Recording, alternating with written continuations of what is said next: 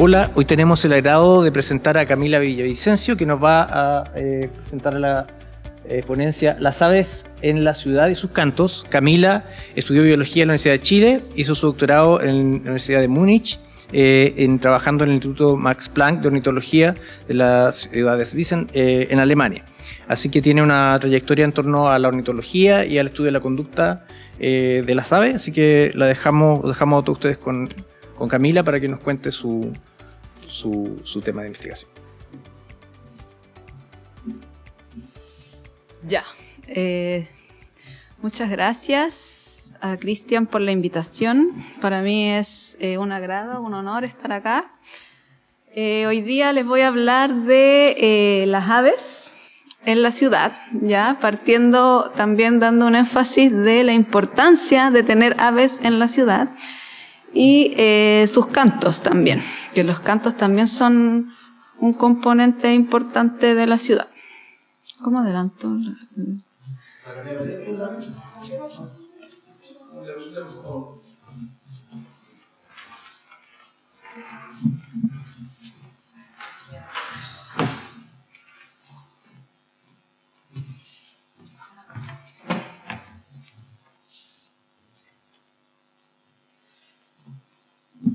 Ya. Primero, partiendo en el contexto de la ciudad, ¿no es cierto? Las ciudades, en general, están construidas en lugares con alta biodiversidad. Y en el caso de nuestro país, de nuestra ciudad, en la que vivimos hoy, actualmente, aquí ahora nosotros, en Chile Central, es un hotspot mundial de biodiversidad.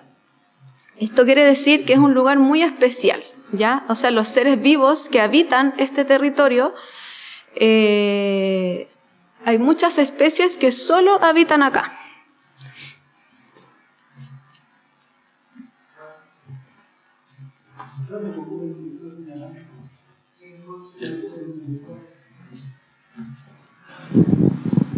Ya, aló. Ahí sí, ya.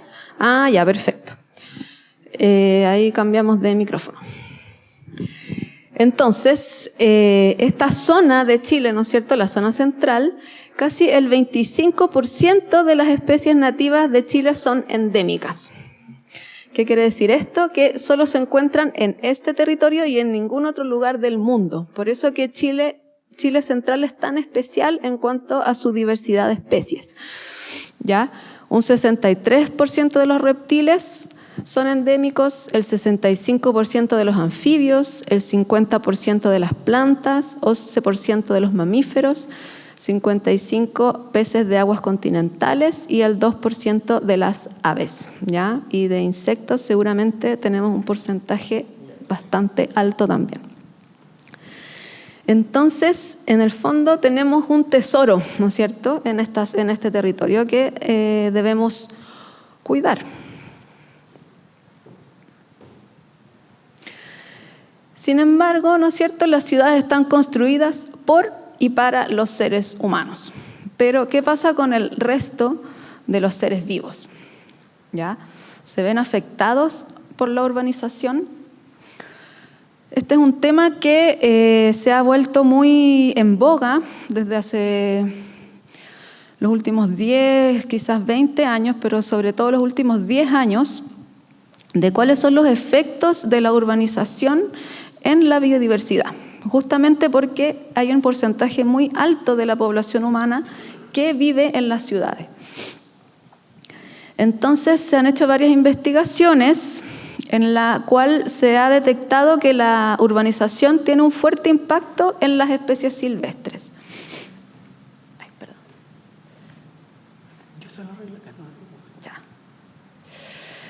Ya. La urbanización, por ejemplo, genera pérdida de hábitat,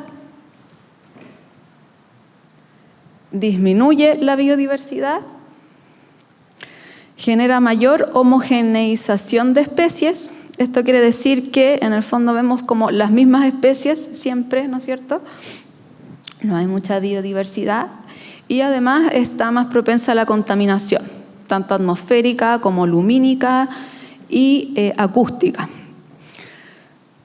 lo cual también interviene con el desarrollo y los ciclos de vida de los seres vivos, ¿no es cierto? Se ha demostrado que muchas especies de aves, por ejemplo, cambian sus ritmos circadianos producto de la contaminación lumínica. Gracias. No se irá a caer esto. Corrámonos. Ahí sí. Ahí no. Gracias. Ahí sí. Ahí sí.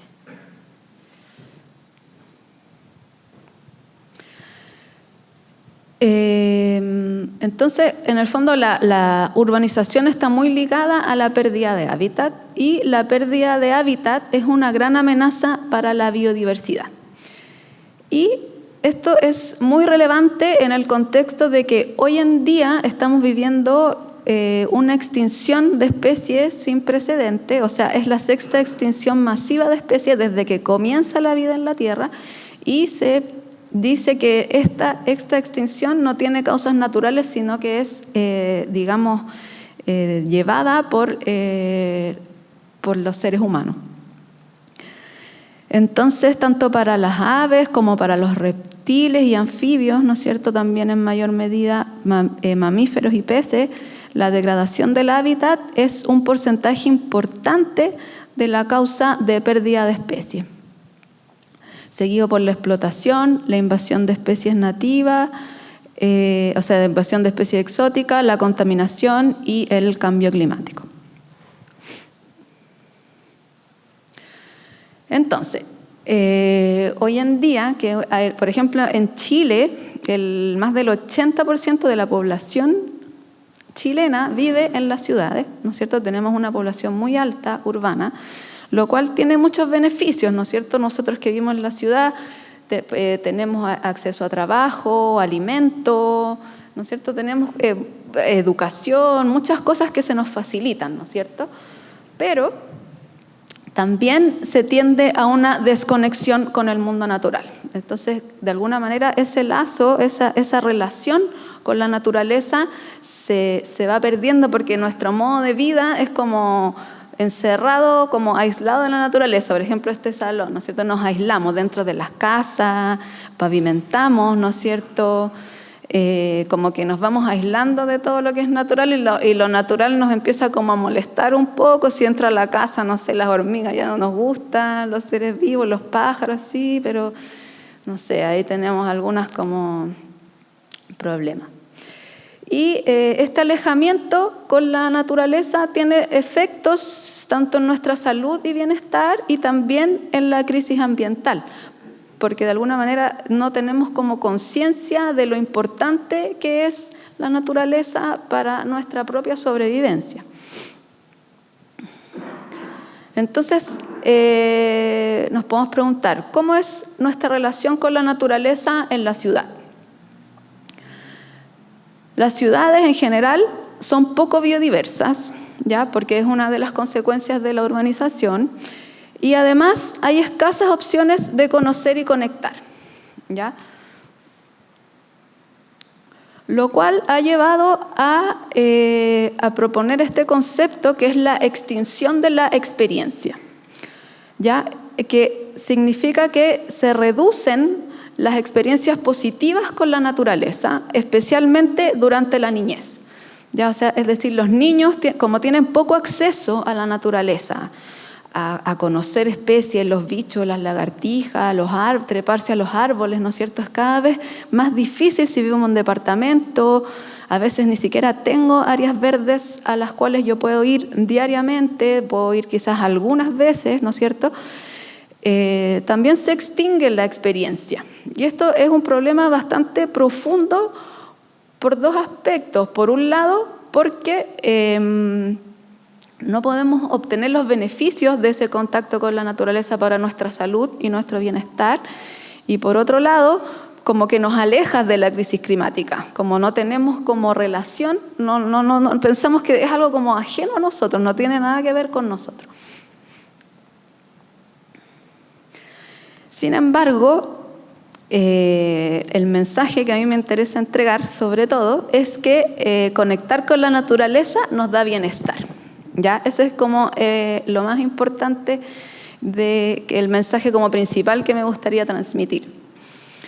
y por lo tanto existen efectos positivos de la conexión con la naturaleza, ¿ya? O sea, podemos incluso medirlos. Hay varios ejemplos que les pongo acá. Hay un estudio que se hizo en Nueva Zelanda, en donde se vio que pasar 30 minutos al día, 30 minutos, que no es tanto tampoco, en contacto con la naturaleza, por ejemplo en un parque, o acá ustedes en este lugar, en este campus, ¿no es cierto?, tienen la bendición de que es un lugar con mucha naturaleza. Disminuye la presión arterial y las enfermedades cardiovasculares, pudiendo cuantificarse incluso ahorros en salud pública, ¿ya? Dentro de la psicología también existen dos teorías. La teoría de la restauración de la atención, propuesta por Kaplan en 1995, en donde se postula que al estar en contacto con ambientes naturales, restaurativos, por ejemplo, con muchas áreas verdes, nuestra atención como que se restablece. Por ejemplo, normalmente, cotidianamente, estamos muy llenos de estímulos, ¿no es cierto? Vamos en el metro, con la micro, llenos de gente, estudiando los cuadernos, los libros. Y cuando vamos a estar en contacto con la naturaleza, es como una atención pasiva, y eso permite, ¿no es cierto?, cognitivamente al cerebro como, entre comillas, descansar, lo cual tiene un efecto en la atención posterior. Entonces se hicieron experimentos de atención cognitiva a pacientes con Alzheimer y otras enfermedades de memoria antes y después de exponerlos en ambientes naturales, y se vieron, ¿no es cierto?, efectos significativos. Y la otra teoría es la de recuperación del estrés, que va en la misma línea, ¿no es cierto?, en que en el fondo los ambientes naturales ayudan a la recuperación del estrés. Hay un experimento también en la cual lo hicieron en hospitales con pacientes que estaban recuperándose de cirugía o cualquier tipo de enfermedad, y aquellos que tenían en la ventana, daban a áreas verdes, se recuperaban más rápido que aquellos pacientes que daban, ¿no es cierto?, con la ventana a un muro o simplemente no tenían acceso a la visión de la naturaleza. También hay varios estudios recientes que demuestran que las aves también están relacionadas con el bienestar, ¿ya? Es decir, ver y escuchar aves mejora el bienestar mental.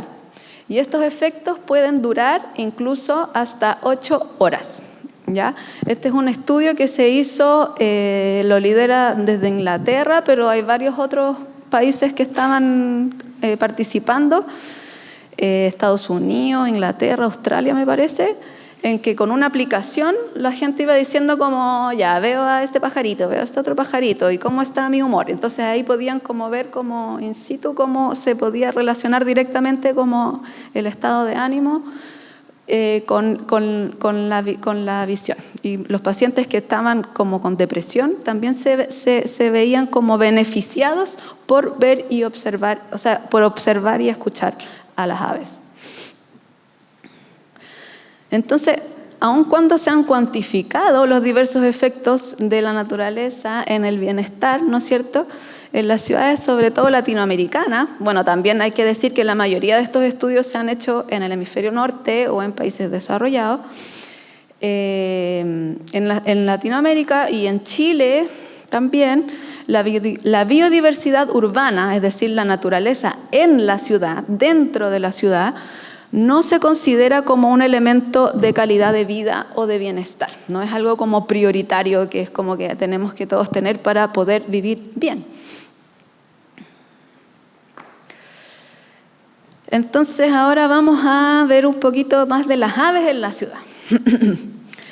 Las aves tienen la particularidad de que están en todos lados, ¿ya? Están en la ciudad, están en los ríos, en el mar, en el agua, los pingüinos pueden nadar, en la montaña, a altas alturas tenemos al cóndor, en el norte, en el desierto, en el sur, ¿no es cierto? Tienen la habilidad de estar en todos lados. Entonces los podemos ver y escuchar en la ciudad.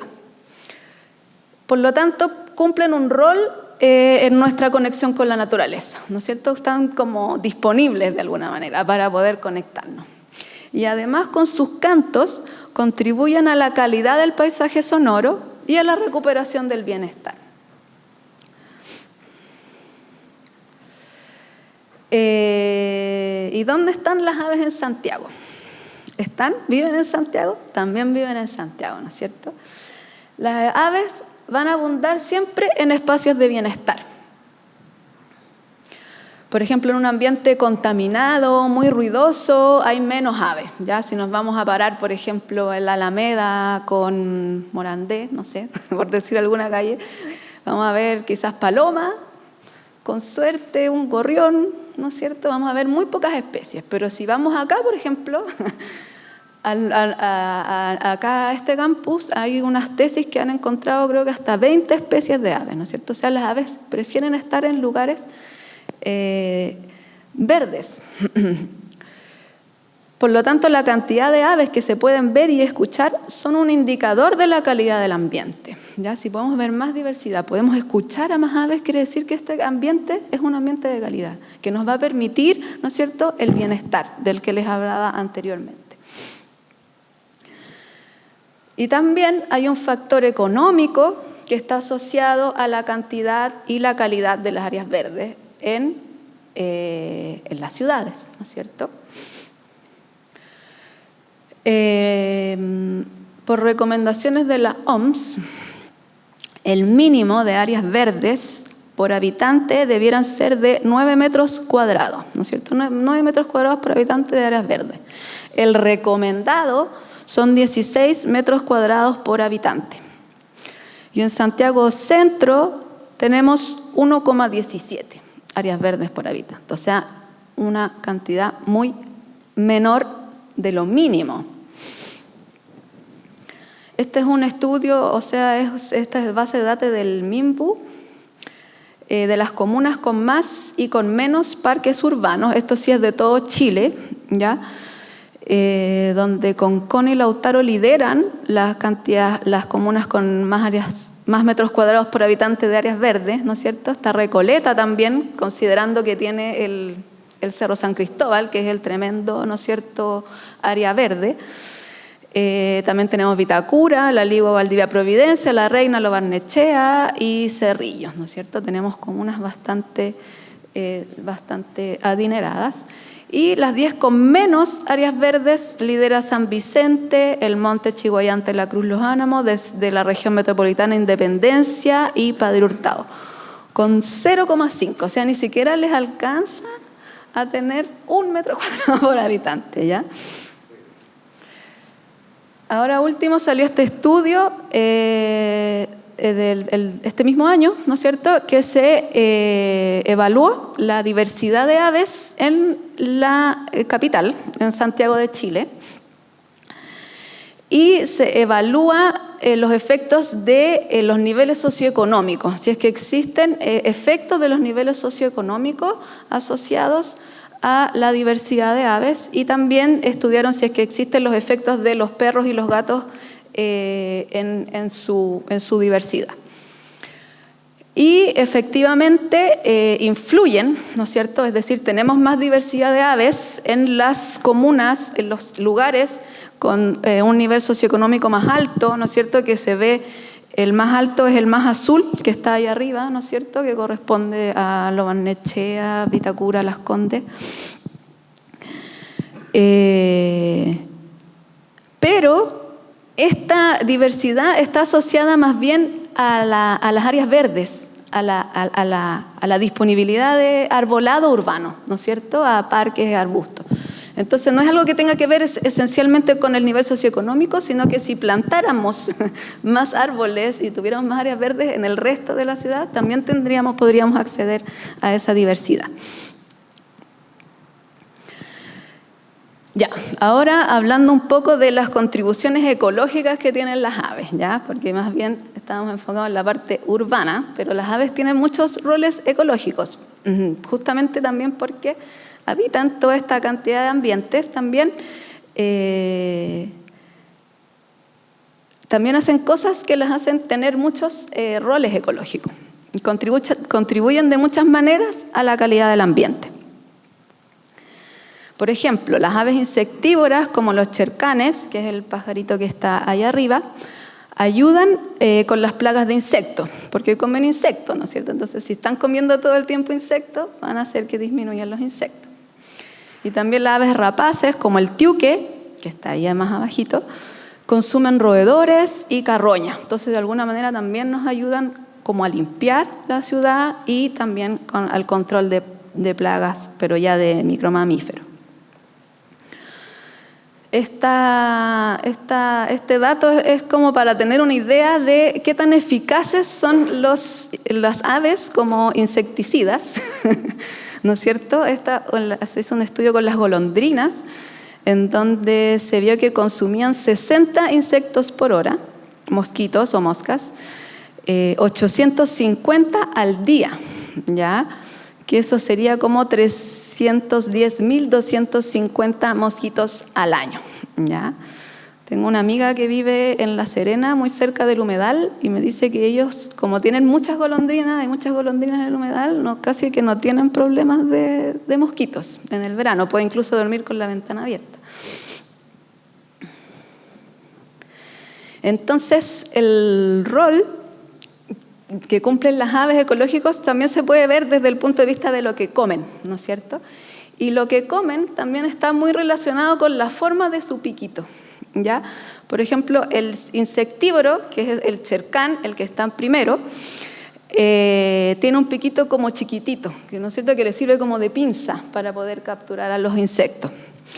El granívoro, que es el jilguero que está al lado, los granívoros tienen un pico mucho más ancho porque necesitan, ¿no es cierto?, moler las semillas. Entonces ya vimos que el insectívoro servía de plaga y los que comen semillas sirven para dispersar las semillas. En el fondo son como grandes plantadores del bosque o de la vegetación.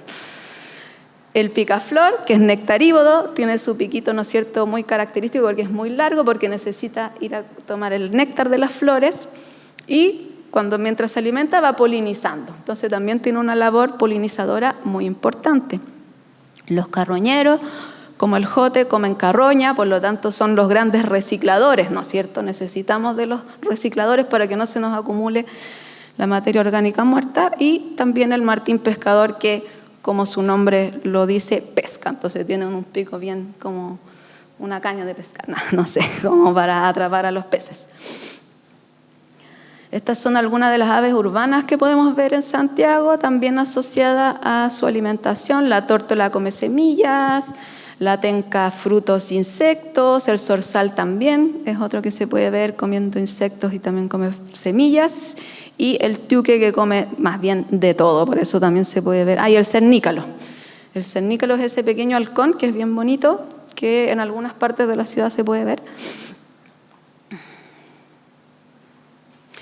Entonces, las aves nos contribuyen, ¿no es cierto?, porque dispersan semillas, polen y también micorrizas. Las micorrizas son hongos, ¿no es cierto?, que se les pegan en sus patitas, y esos hongos son muy importantes para la función de las plantas. Tienen una asociación con las raíces y les ayudan, ¿no es cierto?, tienen como unas relaciones medias simbióticas.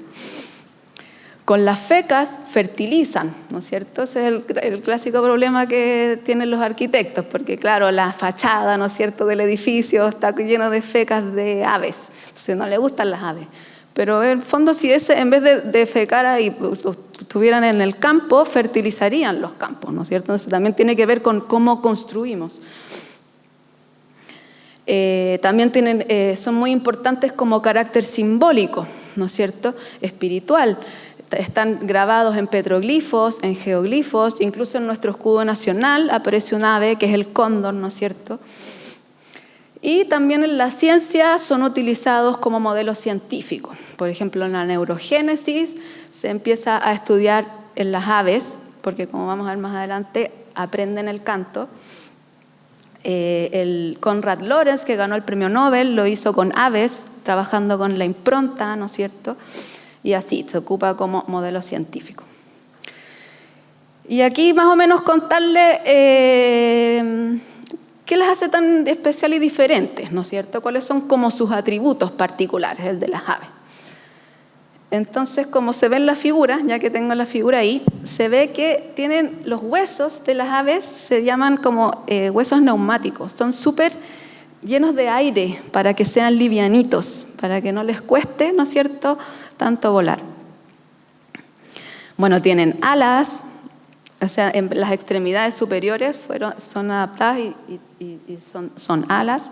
Tienen plumas, ya, lo cual les permite, ¿cómo se llama?, aislarse del calor, mantener el calor corporal. De hecho, si uno tiene una chaqueta de pluma, ¿no es cierto?, anda súper calentito. Tienen sacos aéreos que también les permite para volar. No tienen dientes. Esto también es una característica súper importante. Como el resto de los animales, no tienen dientes, ellos tienen solo su piquito. Y no tienen manos tampoco que las ayude como a manipular, ¿no es cierto? Entonces, todo lo tienen que hacer con el piquito. Y tienen unas adaptaciones en su sistema digestivo para poder moler. Entonces tienen dos estómagos. Tienen un estómago que es muscular, que les ayuda como a moler, que hace como un poco la labor de los dientes, y otro que les ayuda a digerir.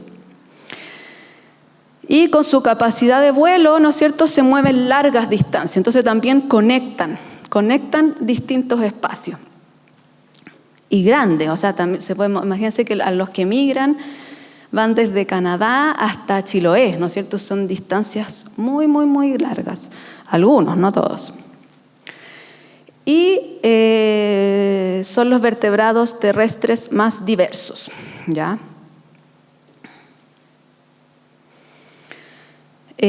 Acá contarles un poco de las estaciones y las aves. Esto es como contextualizarlo un poco en el ciclo anual. Que en el fondo las aves hacen distintas cosas dependiendo de las estaciones, pues no están siempre como cantando o no sé, comiendo, sino que va como que su fisiología, su ciclo de vida se acomoda con el ciclo anual. Son muy susceptibles a las señales del ambiente y al ciclo anual. A la señal principal, que en el fondo como que les guía su ciclo, es el fotoperíodo, que es la cantidad de luz, por ejemplo, de luz día. Ahora hace poco fue el solsticio de invierno, ¿no es cierto? Fue el día más corto del año. Y desde ahora en adelante los días se empiezan a alargar, es decir, las horas luz por día empiezan a ser más largas. Y esa señal ambiental las aves las detectan, ¿no es cierto? Y responden a eso con su fisiología, con su conducta. Entonces ahora que se empiezan a alargar, después, ¿no es cierto?, ahora viene el invierno, que todavía, ¿no es cierto?, estamos ahí, invierno, pero después ya viene la primavera. Entonces la fisiología ya está adaptada para recibir la primavera y empiezan con la conducta territorial. Entonces acá en esta figura muy bonita, es una ilustración para casas anideras, que es un programa del IEB con la Municipalidad de Providencia, hecha por Paula Vivallos. Se ven las distintas estaciones. Entonces tenemos el invierno arriba con el picaflor, porque el picaflor nos viene a visitar en invierno, ¿no es cierto? Por eso lo podemos ver ahora. En primavera están los chercanes cantando. En verano mudan las plumas, ¿ya? Todas sus plumas las tienen que cambiar, porque son tan importantes las plumas para su supervivencia, que no pueden andar con las plumas rotas ni malas, pues, ni viejas. Tienen que cambiarse todo su vestimenta y lo hacen en verano, porque como hace calor, ahí no se aseguran de que no van a pasar frío. Y en otoño, ¿no es cierto?, también tenemos un recambio de especies que migran. En la migración, los que vinieron en primavera se van y llegan los que vienen en otoño. Y las aves, por lo tanto, van a cantar principalmente en primavera, porque está asociado a la época reproductiva. Entonces, ¿qué aves podemos ver en Santiago? Estas son algunas, ¿ya?, de las aves nativas más comunes que podemos ver en la capital. Voy a ir desde izquierda a derecha. Está la tórtola, el tiuque, el chercán. Abajo la diuca, el chincol, el picaflor y el zorzal. Estas también las podemos ver en la ciudad, pero no son tan comunes, ¿ya? Entonces cuando las vemos es como, oh, es como una alegría porque es como que nos visitan, así como que no están tan presentes como las otras, pero igual están. El cachudito, el tijeral, el tordo, la tenca y la rara. La rara tiene el pecho como medio naranjo, sobre todo el macho, ¿ya? Entonces mucha gente las confunde con la loica, porque no saben que existe la rara. En la ciudad es raro que la loica entre, pero la rara es más común de verla. Y también podemos ver a las que migran, que es lo que les comentaba recién, ¿no es cierto? En otoño-invierno podemos ver al diucón, que se parece a la diuca, pero es insectívoro. Si se fijan en su piquito, es finito, o sea, come insectos.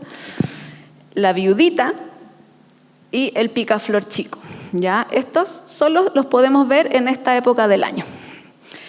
Y luego en primavera-verano viene el fiofío, que es el que está allá, que migra, viene desde Brasil, ¿no es cierto? Viene desde Brasil, cruza toda la cordillera, es un pájaro pequeño como de este tamaño, y viene a reproducirse al cono sur de América, Chile y Argentina. Viene desde Brasil, o sea, ahora debe estar ahí pasándolo estupendo en las tierras tropicales.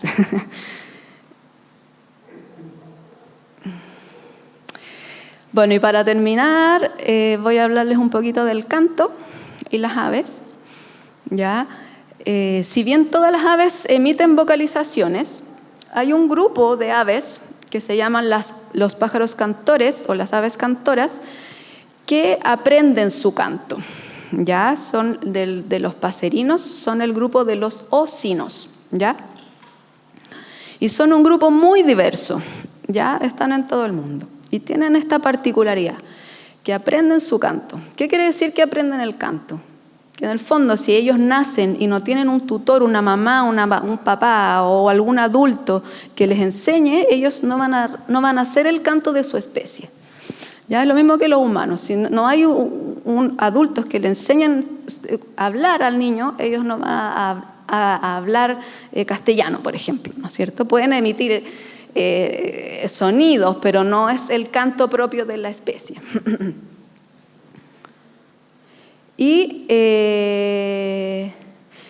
el canto ya está asociado a diversas funciones.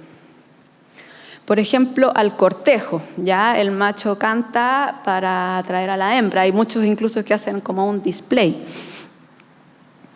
En el emparejamiento, en la mantención del vínculo, ¿no es cierto? También ahí lo ocupan en la comunicación, en la territorialidad. Los que son muy territoriales van a cantar en su territorio para marcar en su territorio, ¿no es cierto? Este es mi territorio, yo canto aquí.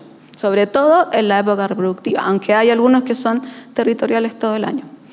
En la dominancia, en el reconocimiento y, por último, en la cohesión grupal. Entonces aquí tengo un ejemplo, estos son los tordos. Los tordos son aves muy sociales, ¿ya? Siempre andan en grupo. Entonces tienen unas vocalizaciones bastante complejas, de las más complejas de las aves de Chile. Ahora les voy a poner el canto para que lo escuchen.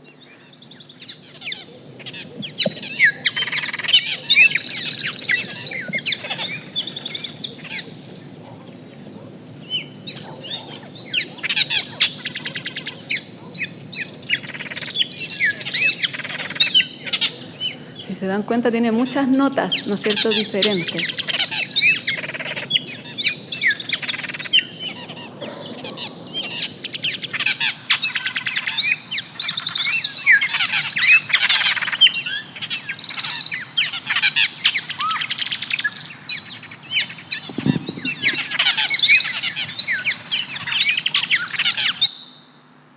Ahí. Ahí. Ah, no, me fui para el otro lado. Ah, no. Sí, estoy bien. Entonces, ¿qué aves cantoras podemos ver en Santiago? Ya de las que les mostré, el chercán es una ave cantora, la diuca, el tordo, la tenca, el chincol y el zorzal, ya que son bastante comunes. Y también vamos a escuchar sus cantos.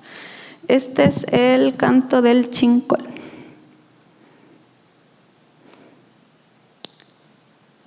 Ay, me pasé. A ver. Ay, sí. ¿Quién no ha escuchado este canto?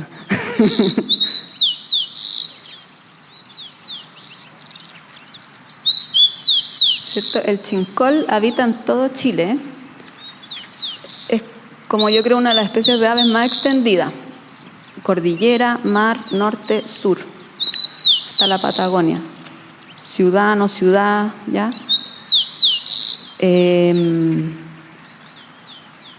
Y además canta durante todo el año. Incluso ahora en invierno se pueden escuchar algunos chincoles.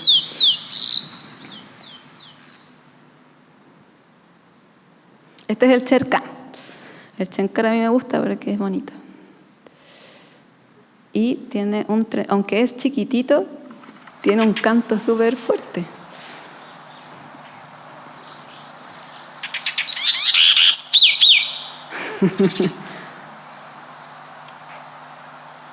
Entonces generalmente uno lo escucha, pero nunca lo ve porque siempre está como escondido entre los arbustos.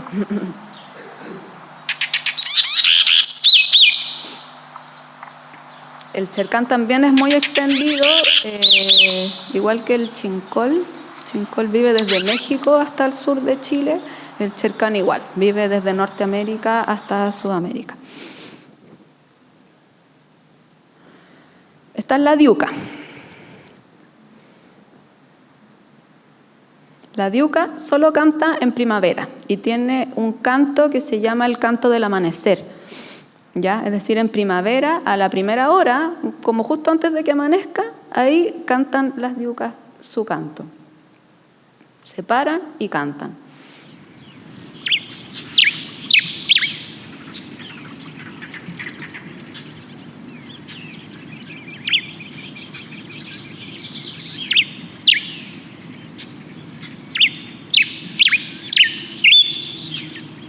Son como 5 o 6 notas que las van combinando.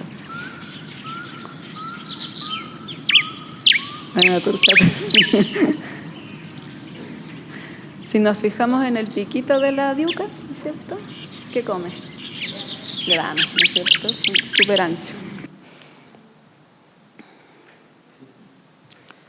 El zorzal. Este sí que es súper urbano. Es como, yo creo, de los nativos, lo más, junto con la tórtola, el más urbano. Ay, me fui para allá.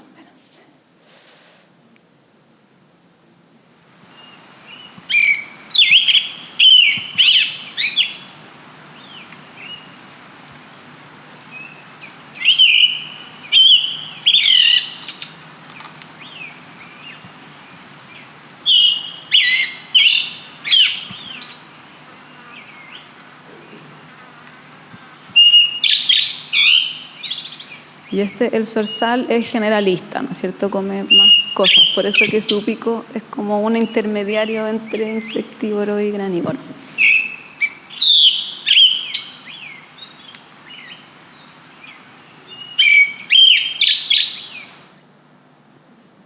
El tordo, que les conté recién, lo vamos a escuchar de nuevo.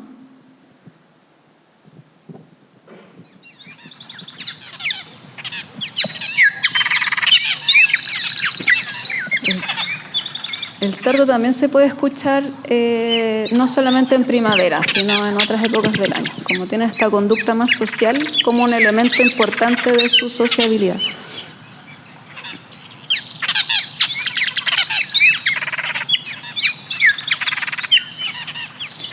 Y a veces también se pueden ver en la ciudad. No sé si llegan acá. ¿Se ven acá? Sí.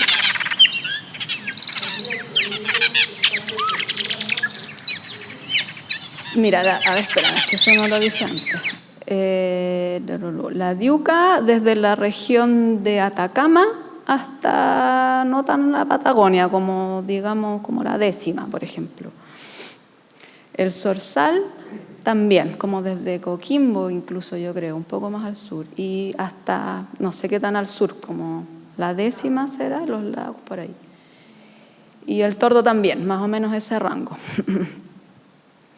Y la tenca. La tenca es muy especial porque es endémica. ¿ya? O sea, solamente vive en Chile, de lo que les explicaba al principio. La tenca, Mimus tenca, vamos a escuchar su canto, también es súper complejo, tienen muchas notas y este es del género Mimus, que es Mimus porque puede imitar, ¿no es cierto?, sonidos. La tenca también tiene una distribución similar, como desde Coquimbo hasta el sur. Hasta la 10ª, yo creo que son todos estos.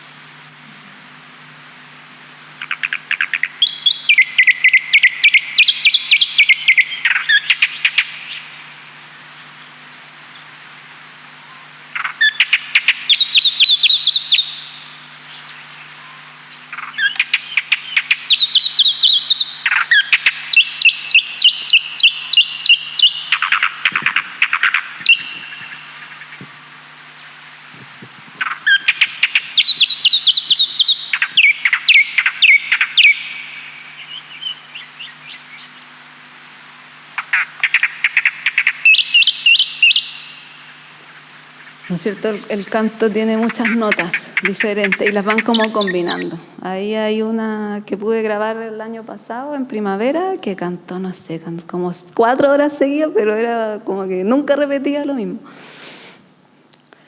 Ya, voy a decir una cosita antes de terminar. Entonces, el canto, ¿no es cierto?, de las aves también es decir, las aves también nos entregan esta otra dimensión de los sentidos, ¿no es cierto? No es solo la de verlas, sino que también las podemos escuchar. Entonces, en el fondo, nos aportan no solo como con su rol ecológico, sino también con su contribución en la calidad del paisaje sonoro, ¿no es cierto?, que también es restaurativo, nos genera bienestar y todo eso.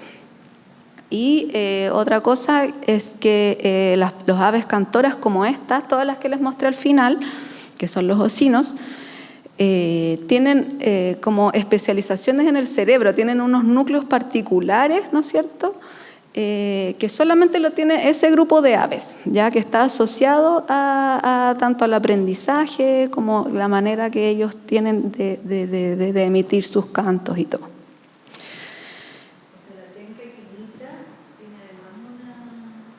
La tenca tiene una plasticidad es muy plástica en su aprendizaje. También esa es otra cosa, otro elemento que tienen estos aves. Hay algunos que aprenden, pero como solamente en un periodo del desarrollo. Por ejemplo, del día 1 al día 12, desde que nacen hasta el día 12. Y ese canto lo fijan, ¿no es cierto?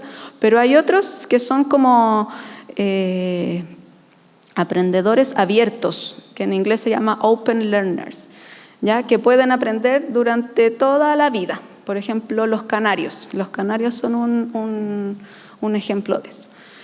Si estudiáramos a la tenca, si lo pudiéramos evaluar, que todavía no se ha hecho, yo creo que también sería uno. Pero como no hay ningún estudio que lo respalda, no podemos decir a ciencia cierta que es así o no.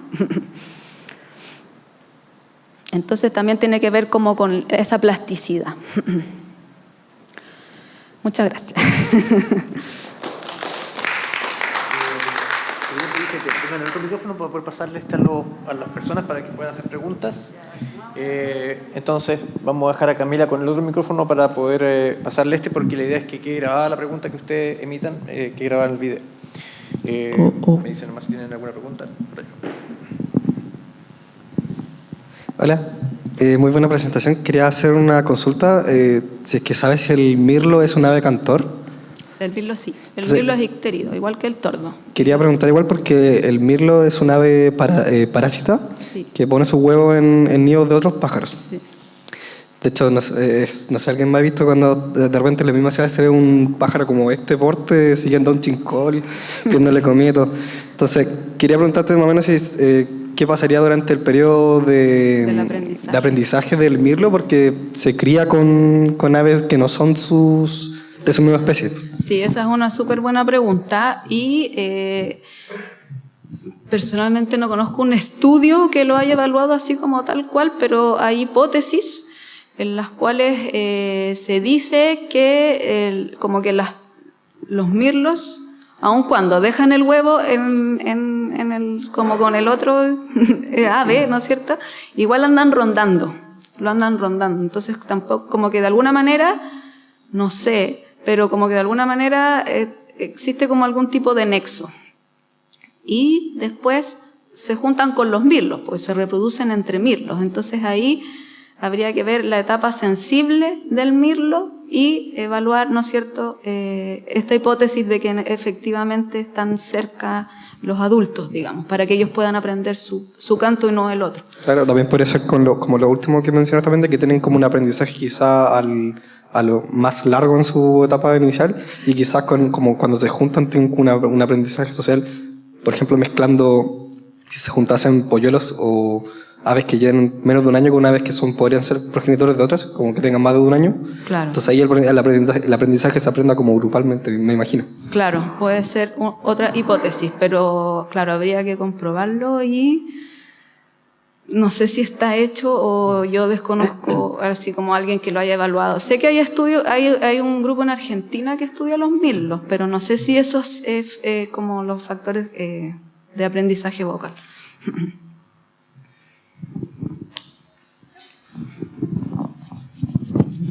Hola. Hola.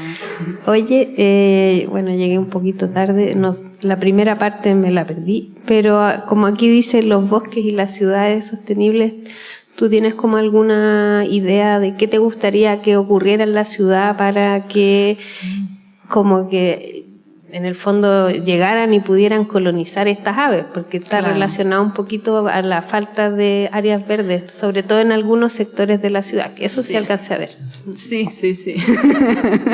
Justamente, esa es una de mis, de hace como, no sé, un par de años, o quizás ya un poco más, mi motivación, ¿no es cierto? Mi idea es que efectivamente, a través de la biodiversidad, logremos como tener ciudades más verdes de bienestar. Y es que toda la primera parte hablé como del bienestar, como de la ciudad y de lo importante del bienestar y del contacto con la naturaleza en el bienestar. Entonces, en el fondo es un poco como traer la naturaleza a la ciudad para reparar ese vínculo, porque también hablé de este concepto de la extinción de la experiencia, que en el fondo, si no nos conectamos con la naturaleza, como que si no reforzamos estas relaciones positivas con la naturaleza, ¿no es cierto? No sabemos, no conocemos. Por ejemplo, yo les pregunto a ustedes, ¿cuántas plantas nativas conocen de la zona central? ¿Cuántas me pueden decir? El peumo. ¿Cuál más? El litre. El arrayán, porque viene el arrayán. ¿El boldo sería nativo también? El boldo, quillay. Ya, pero usted sabe mucho. El espino. ¿Cuál? Espino. El pino. Espino. El espino, sí, el espino. El pino no. Ya, ¿y cuántas plantas exóticas conocen? De las que tenemos en el jardín, en la planta. ¿Cuántos de esos tenemos en nuestra casa o en nuestro parque, ¿no es cierto? Es un porcentaje muy bajo. Los conocemos porque de alguna manera hemos aprendido, pero no del contacto directo, de las plantas que sí están en los parques, ¿cuáles podemos saber? O de las que tenemos en las casas. Casi nada. Ya. Y de las plantas exóticas, ¿cuáles tenemos? Los liquidámbar, ¿cómo se llama el que nos tira pelusa? El plátano oriental, ¿no es cierto? El manto de Eva, que le gusta tanto, que son bonitas, ¿no es cierto? Que igual nos ayudan, porque es mejor tener que no tener plantas, pero en el fondo de lo que le corresponde a este territorio, que es lo que también partí diciendo que es como este hotspot de biodiversidad. Tenemos una biodiversidad tan importante, ¿no es cierto? Un tesoro que cuidar, y no lo conocemos, no tenemos ni un contacto. Entonces mi visión y como que mi deseo sería llenar de nativos y que en el fondo tuviéramos muchas áreas verdes a las cuales sí pudiéramos acceder. Yo viajo harto ahora porque trabajo en La Pintana y en República me muevo y veo todos los espacios en que se podría, ¿no es cierto?, como regenerar esos espacios como que no están caro? ¿Por qué siempre pasto, no es cierto? ¿Por qué siempre pasto? Las plazas son todas iguales, como el pasto, el columpio y 2 árboles. Súper fome. ¿Cómo se puede aprender ahí de la naturaleza? ¿Será por eso que en Ñuñoa, en todos lados me he fijado que tienen un código QR, hasta los árboles cortados están con código QR? Sí, ¿Será por eso, por algún también. estudio especial? No sé quién está a cargo de eso. Un catastro, sí. Claro, hay algunas comunas, yo sé particularmente de Providencia, Peñalolén también, Ñuñoa probablemente, ¿no es cierto?, que le han puesto más esfuerzo a incorporar nativos, ¿no es cierto?, como que de a poquito por ahí se empieza. Sí, de hecho, Ñuñoa hace un tiempo atrás en la municipalidad ofrecía y regalaba árboles nativos a las casas, si uno realmente claro. y se lo entregaban cuidado y se lo entregaban con el código, con todo también. Claro, esas son iniciativas bonitas, Claro. porque en el fondo de alguna manera, si uno crece con una, que uno lo ve todos los días, se va reconociendo, ¿no es cierto?, las particularidades, como es la hoja, por ejemplo el guayacán, que es un arbusto que a mí me encanta, tiene una hoja tan delicada y que se cierra en la noche y se abre en el día, entonces como que ahí uno va estableciendo como una relación especial con las especies, pero si no, yo acá he visto en las aguas de Ramón hay harto guayacán, pero también se podría estar en todos lados. Bueno, y acá mismo.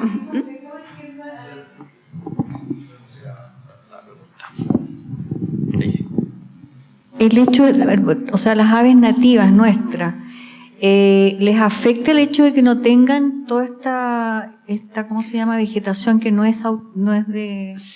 Sí, les afecta en el sentido de que, como decía ese estudio, las aves igual prefieren zonas de mayor vegetación, porque debemos tener más tipos de aves. Por ejemplo, las palomas, que son súper urbanas, no les importa, por ejemplo. Les gustan los techos. ¿Cómo se llaman estos? Los gorriones, que también son exóticos, tampoco les importa mucho, ¿no es cierto? Pero a las nativas, si queremos más diversidad, por ejemplo, las menos comunes que yo les mostré, el cachudito, el tijeral, a esos sí van a preferir más nativo, porque les da como más protección. Por eso, claro, por eso probablemente en las ciudades, o sea, en las grandes ciudades no existen, prácticamente. Claro, o sea, en el centro yo creo que no hay, por ejemplo, sí. Sí, yo quería un poco comentar ahí respecto de eso mismo, lo que nosotros hemos visto acá en la universidad a través de la restauración confederativa, que, por ejemplo, hay asociaciones de plantas con especies de pájaros específicos. Y es interesante que nosotros hemos visto por el caso del Cestrum parki, que es una solanácea, que es muy fácil, prácticamente aparece sola en la ciudad incluso. Nosotros hemos visto que llegan chercán, por ejemplo, muy abundantemente. Entonces se puede ver eso. No sé si tú has visto como asociaciones específicas entre flora de Chile Central y... Claro, y así como que eso me gustaría investigarlo más, porque es de pura observación. Yo puedo decir, por ejemplo, que el espino atrae muchas aves nativas, porque el espino tiene esta particularidad de como que están como protegidas adentro, ¿no es cierto? Exacto. Entonces siempre hay Por ejemplo, yo vivo en un lugar donde hay mucho espino y siempre hay muchas aves como dentro del espino, como que se utiliza mucho. Pero tiene espina, entonces no, que con espina no, porque no sé qué. Entonces ahí empezamos a ponerle problemas. Y lo otro que, por ejemplo, a los arquitectos les gusta mucho los árboles caducos, que se les cae la hoja en invierno, porque dicen que así ilumina mal y llega más sol. Pero todo nuestro bosque esclerófilo, que es el que nos corresponde, es de hoja siempre verde. Entonces como que a ella no les va gustando tanto. Cuando también tiene beneficio, porque si tenemos el follaje en invierno, nos ayuda a limpiar el aire, ¿no es cierto? Si todas las hojas se nos caen, ¿no? ¿Cómo vamos a capturar el CO2? La otra preguntita que tenía respecto a un tema polémico, que es los gatos. Y el problema que pueden significar, que no sé si que se ha evaluado en Chile, pero se sabe internacionalmente el daño que podrían ejercer sobre la biodiversidad, no solamente de pájaros, sino de reptiles, también de insectos. Sí, esa es una súper buena pregunta. Bueno, acá como no se ha estudiado, no se sabe mucho. Hay algunos como grupos que están en redes sociales que se llaman Fauna para el Gato, como para tener alguna cuantificación del efecto de los gatos. Ahora, este estudio que les mostré, el que se hizo en Santiago, está muy atrás, vio que la diversidad de aves estaba relacionada más que con las aves, que con los gatos y los perros, con la cobertura vegetal. Entonces, no sé si es algo que, claro, no sé, no tengo la respuesta, pero tampoco se ha hecho un estudio como sí se ha hecho en hemisferio norte, que lo cuantificaron y efectivamente es importante, es súper importante la depredación. Sí cazan, o sea, efectivamente cazan. Es una... claro, y dicen que hay que ponerles unos collares, pero en verdad nadie hace eso. Como que lo ideal de tener al gato es como en una gatera, así, como medio encerrado, pero ya es como súper... Claro, se puede de alguna forma intentar aplacar.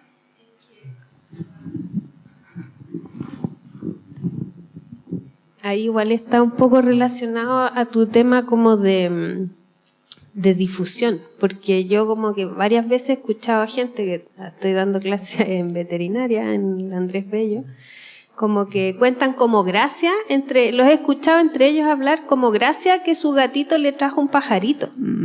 Como que, oye, mire mi gato cazador, como que son todo orgullosos, y es como chuta. Entonces también hace falta como difundir de lo malo que pueden ser sus gatos, y ahora igual hay gente como que tiene esto de la tenencia responsable, entonces es como otro como arista que habría que meter adentro de la tenencia responsable, ¿no es cierto? Claro. De el efecto que pueden tener sus mascotas, y no de tomarlo como una gracia, así como, oh, mira mi gato, es todo. Claro, así como, oh, mira mi gato. Claro, pues debería. Ese era el comentario. Sí, bueno, es que en el fondo es súper difícil. O sea, lo que yo pienso es que efectivamente hay que ponerle mucho énfasis a la difusión, que es efectivamente lo que, ¿no es cierto?, Cristian también hace con todas estas cosas del jardín botánico, de hacer charlas. Yo me trato de centrar en darle valor a lo que tenemos, ¿no es cierto? Primero conocer y valorar, ¿no es cierto? Es como lo esencial desde mi perspectiva para poder avanzar, porque si no conocemos y no valoramos, ¿cómo le dices a esa persona que en el fondo no, pues el gato no puede hacer eso? O que se cambie un poco la perspectiva, ¿no es cierto? Entonces es súper complicado, pero sí sería bueno abordarlo como desde diferentes aristas.